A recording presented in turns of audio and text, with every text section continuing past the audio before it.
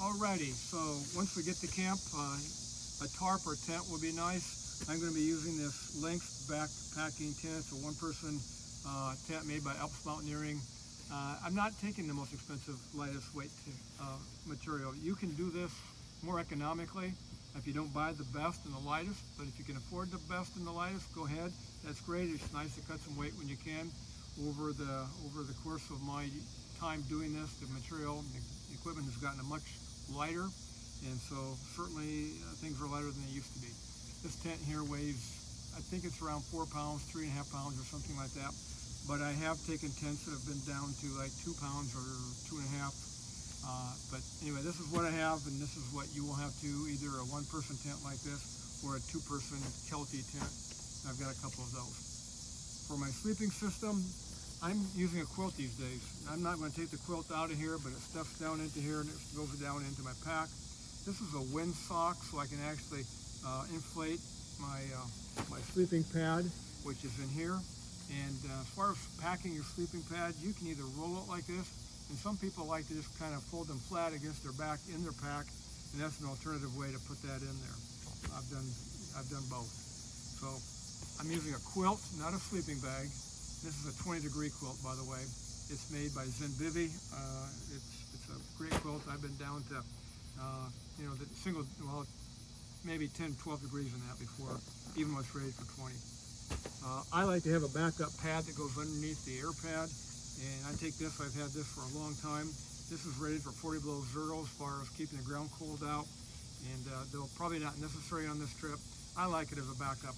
One time I had a air mattress go flat, and I was glad to have the backup pad.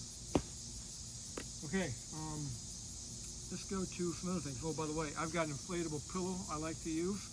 It's lightweight, just shoves in the pack real easy, and that gives you a little bit more comfort for your sleep. All right, a few other things that you're going to want to have in your pack and have along. 2 water bottles of this type of size, and I actually like to take another bottle like this, a smart bottle, and that gives me plenty of water. Now, in some places you need to carry that much. Other places, carrying just 1 or 1.5 of these is sufficient because there's plenty of water to draw from. Creeks and streams. I'm not sure what the water conditions will be like on this trip, but at any rate, we will likely start out with full bottles, and even though that adds weight, it's nice to have the water. Along the way, we will stop and pull water from the streams, and I like to use a bag like this when I'm alone. I have a bigger bag we'll use on this trip so that we can filter water for the larger group, but a bag like this with a water filter like this attached to the bag can squirt into your drinking water bottle and purify the water. Now, we are going to be in areas where there are bear. I've never used these. I have a pair, but I've never used them. I have seen people wear them. They put them on their shoes or on their pack, and they will jingle, trying to alert bears that you are coming so that they will not be surprised when you come around the corner. A few other items that I will need, and you will need too.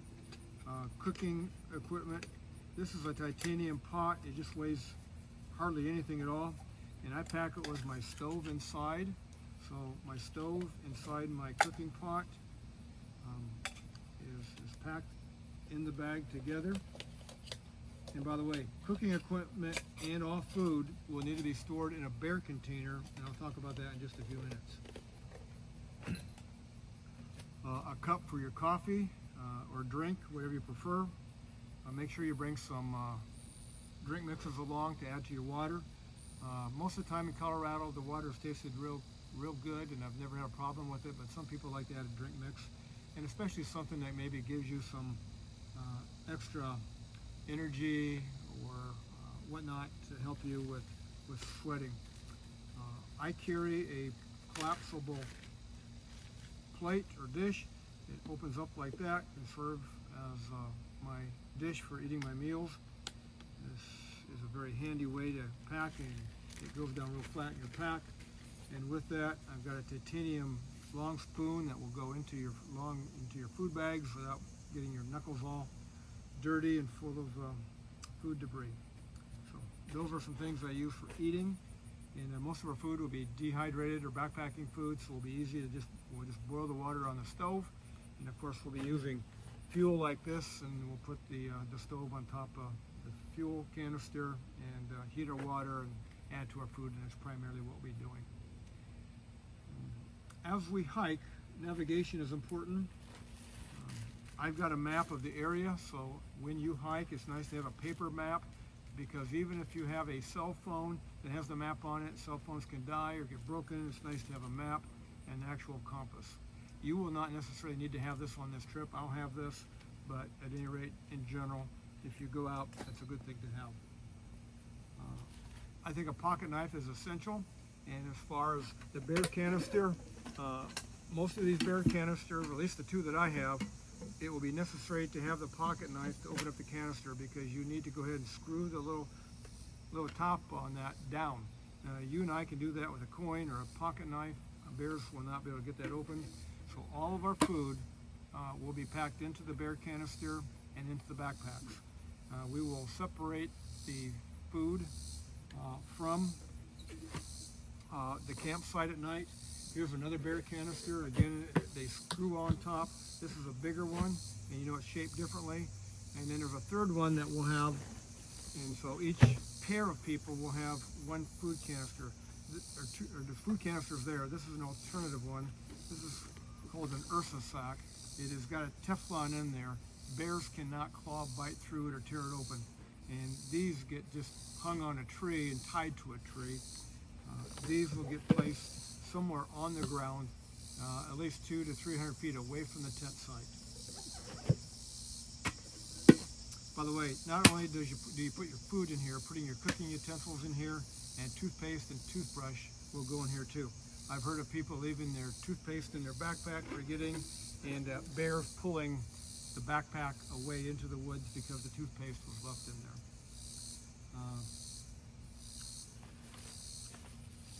Cleaning up after we eat and trying to keep things clean, even for your personal wash. This is Wilderness Wash. It's a biodegradable. Sea to Summit makes this, using this for dishes and hand washing as needed. I like to carry at least 2 lighters. One is a backup. Matches are a good thing to have. Bug spray. This is Repel 100. It has it's about 98% DEET. That'll keep off even the worst bugs. But I've treated my boots, my socks, my pants, and my shirt with permethrin, and they tend to keep bugs off. I carry an emergency blanket. You all don't need to have one of these, but I tend to carry one of these because you don't know what you run into. Even on a day hike, I like to have one of these, and certainly sometimes it can be a lifesaver for some people. Get a rainy day, we get stuck in our tent, can't sleep at night. A deck of cards might be handy. You can decide on that. It's kind of a luxury item if you wish. You will need to have, I assume you're probably going to be using your phone for taking pictures, and so charging up that phone at night is good to do. So a portable charger to charge up your phone is good. And also, now this is a Garmin. I'll be using this for emergency signals if we need, but also to contact our loved ones to say that we are in camp, we're heading out of camp, and essentially that we're okay, so that they don't have to worry. So I'll be carrying this. You all don't need to have one of these, but should you do this on your own at some point, these are nice little instruments.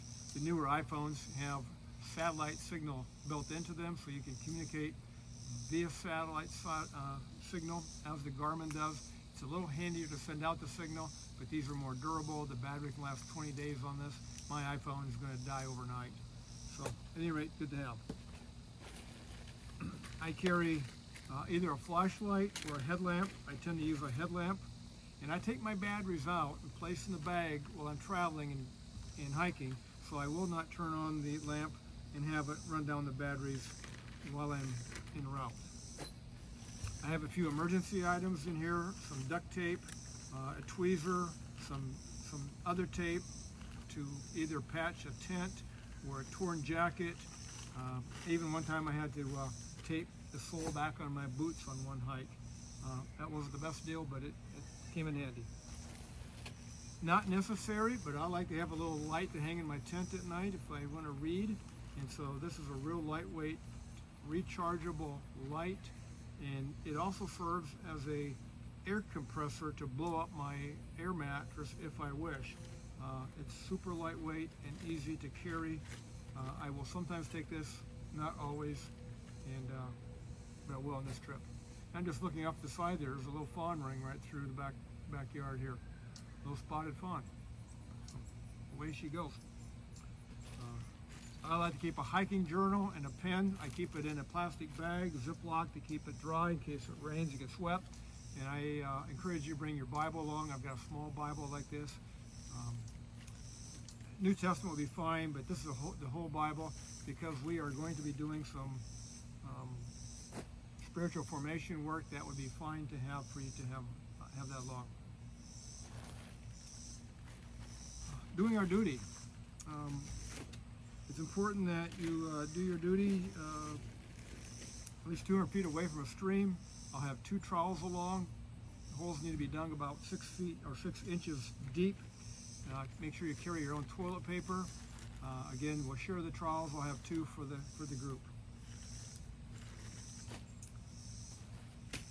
I'll have some first aid items along for the larger group, but it will be important for you to carry a few items that you think you might use or like. And so some blister stuff, maybe some stomach ailment type of thing, Pepto-Bismol tablets, Band-Aids, Tylenol, Advil, whatever you like. If you got any prescription medication, make sure you have that along and have that handy as well. Not on this trip, but in some cases you have to carry out the poop. And so there are bags made for that. We'll not have to worry on this trip, but some of the mountain climbing trips I've been on, that's a requirement, and so they do make those things. Okay, I think that's mostly the gear, with the exception of the trekking poles. Certainly optional. I've used these for the last 5 or 6 years. They do make going down a whole lot easier, and sometimes going up. So your choice on the trekking poles. Most of my life, up until the last 5 or 6 years, I didn't use them, but they are nice to have.